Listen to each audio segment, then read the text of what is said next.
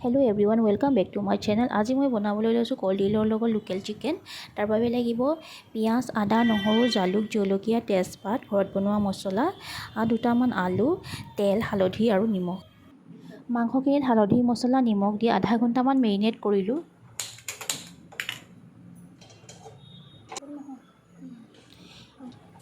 এতিয়া গৰম তেলত তেজপাত, জলকীয়া আৰু পিয়াজখিনি অলপ সময় ভাজি ল'লোঁ।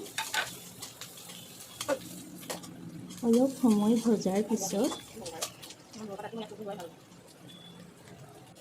নহৰুখিনিও লগত ভাজি দিব লাগে।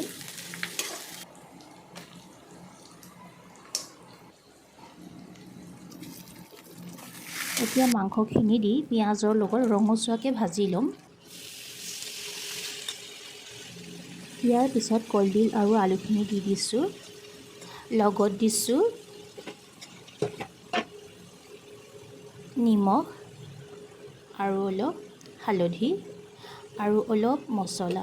মছলা বেছি দিব নালাগে আৰু লৰাই দিব লাগে। এইদৰে অলপ দেৰি ভাজি থাকিব লাগে।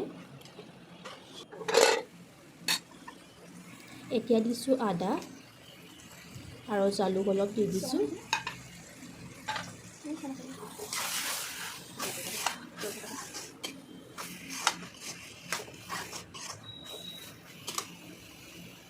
ভালদৰে সিজিবৰ কাৰণে কুহুমীয়া পানী অলপ ঢালি দিছোঁ।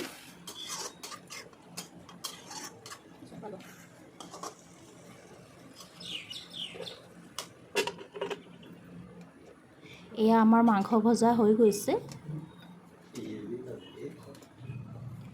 কলডিল আৰু লোকেল চিকেনৰ এই ৰেচিপিটো মোৰ খুবেই প্ৰিয়, হয়তো আপোনালোকেও ভাল পায়। ভিডিঅ'টো চাই যদি ভাল পাইছে লাইক কৰিব, কমেণ্ট কৰিব আৰু ছাবস্ক্ৰাইব কৰিবলৈ নাপাহৰিব।